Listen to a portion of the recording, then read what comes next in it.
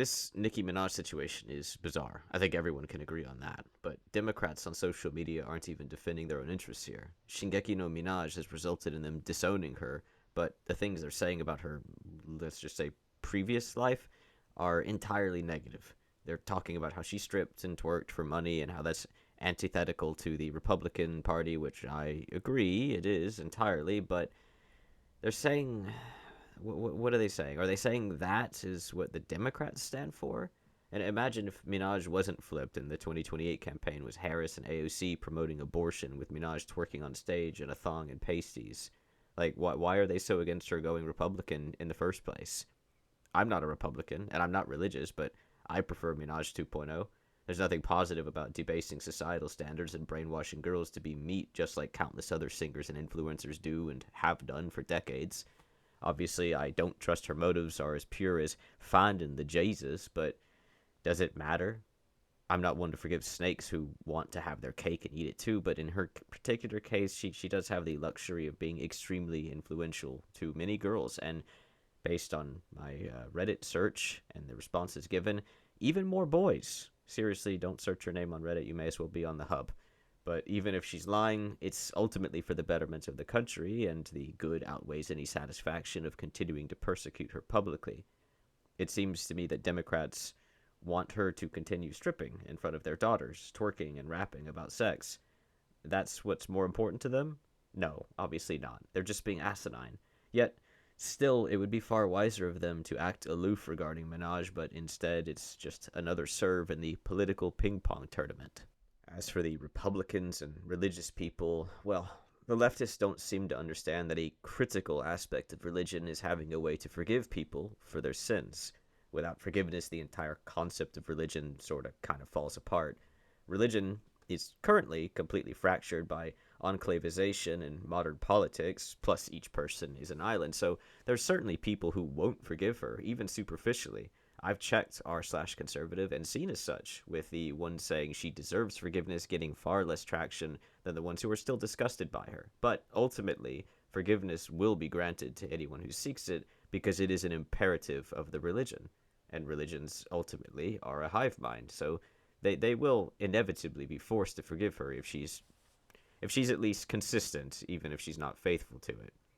But that's sort of my point. The Democrats' inability to offer forgiveness. Oh, sorry, inability isn't correct. It's a choice. Putting their susceptibility to bots astroturfing their forums aside, because they're convinced that can only happen to conservatives, they are willingly creating a subculture, which is quickly becoming a primary, as youths are encultured through media explicitly targeting them, of acceptance. Acceptance for knee-jerk outrage, acceptance for undying resentment, and an obsession for the dedication to vengeance.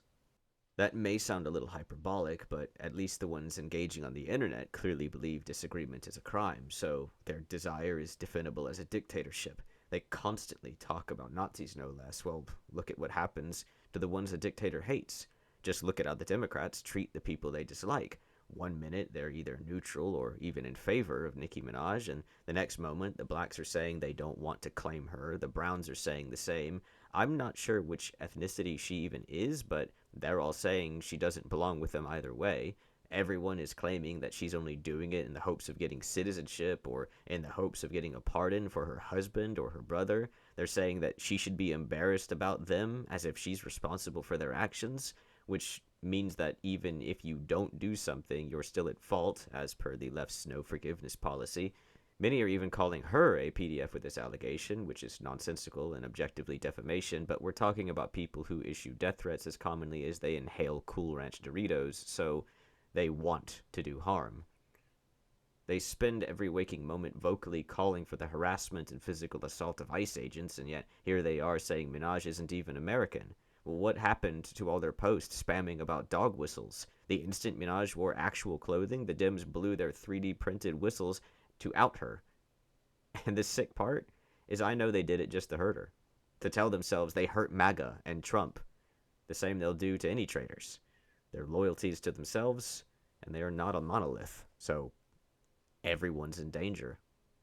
They attack rapidly, without thinking. I've seen a great many people claim she rage quit Instagram after losing 10 million subscribers, but many people are fact-checking this to find the number is bloated, and that her account isn't deleted, but rather has been intentionally shuttered for months now. Obviously in expectation of this, but still, it wasn't some new thing. It would take mere seconds to check this, but misinformation is passed around the campfire of the party who say they're too smart to fall for AI or be astroturfed as they snort up fake news. And why are they even preening over a massive celebrity losing a pittance of social media followers to begin with? It's as questionable as it is pathetic. And now they're going to attack Erica Kirk as well, claiming that she can't possibly be grieving her husband's assassination because she's up on stage smiling with Minaj. She's doing interviews. She's allegedly having an illicit relationship with Vance and whatever else they accuse. The Democrats are saying she hated her husband, saying that she's a racist and she doesn't want to be around Minaj, saying that she's having the time of her life on stage and loves all the attention. Well, I'm not going to defend Turning Point America, as it's pretty obviously an indoctrination campaign focusing on religious patriotisms, which I think will only serve to make the country more divisive, but I'm also not going to pretend that I understand the emotions of someone in her scenario. I cannot possibly imagine what it's like to have my family, friends, the presidential administration, and many others too, look to me to speak in front of hundreds of millions, maybe billions, and carry on my spouse's speech. To have hundreds of millions of people attack me and demand the deaths of me and my children for some inexplicable reason. To have these people and their fanatical hatred follow me everywhere for the rest of my days. And for all of this to happen in the moments immediately following my spouse being assassinated in front of me by the very people who want me and my children dead. Despite telling me that I had to imagine what it was like being a woman in order to empathize with their political agenda, the Democrats don't even offer Erica fake pity, just scorn. Theodore Roosevelt lost his wife and mother on the same day. Shortly thereafter, he gave up politics, moved across the country, and became a cattle rancher. He later became the President of the United States of America and is widely considered to be S tier. His life, of course, was wildly different, but who can judge the actions of the aggrieved or where their path leads? And through Erica, they attack Turning Point America, MAGA, Trump, Republicans as a whole, or anyone who's not ultra-dim for that matter. The point is that they'll backstep you the second you aren't walking lockstep with them, and even if you identify as something they protect, they'll cut you off and throw you away the instant you slow them down.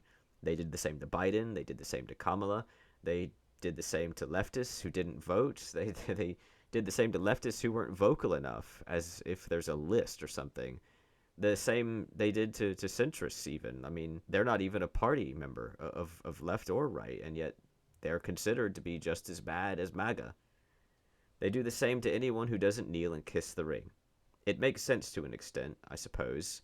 If they're harmful to you, you amputate them. But this act of hyper-pruning their own tree will leave them with just females, really, because females are their biggest denominator and therefore represent the most votes, so they will be catered to the most. This is because they, unlike Republicans, have no comprehension of forgiveness, as I said. That isn't just because of Christianity, but because the Republican Party is founded in a more conservative traditional ideology. People often prescribe some tribalistic mentality to this, as if it's, I don't know, burning animal carcasses on a temple pyre or something. Modern traditionalism, most prominently, I think, means, at least to me anyway, having more stable social circles. This is for many reasons, like being closer with your family or having fewer but stronger social bonds that typically comes from living outside of a megalopolis. But ultimately, I need to stop saying ultimately, you could boil it down to similarity.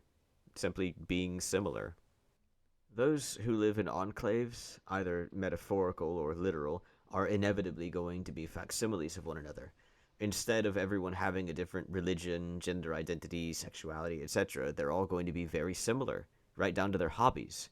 That does have its downsides, but forgiveness and the peace of mind that true solidarity brings are not amongst them. It is ironic, then, that the Democrats' inclusivity is what separates them, that their inclusiveness makes it impossible for them to be as cohesive as Republicans, who do not practice the very things that Democrats claim makes them a community, that they claim gives them solidarity, that their inclusiveness tears them apart, because unsurprisingly, you can't have a misandrist hold hands with a drag queen and a transgendered woman and expect things to go well.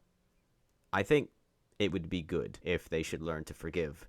Forgiving someone is tough, sometimes impossible, but for the Democrats it would have special importance, as it would mean that they can relax their obsessive purity testing, which dilutes their own party, and cease holding on to grudges forever, which wastes time and energy whilst giving off a bad look. No, I'm not too optimistic. I know exactly what I would be told in response. I know what I would be called. Even if they won't hear it, I feel like someone still needs to say it, and even if no one hears it, I still feel better for saying it. Anyway, thanks for watching. Take care now. Bye-bye then.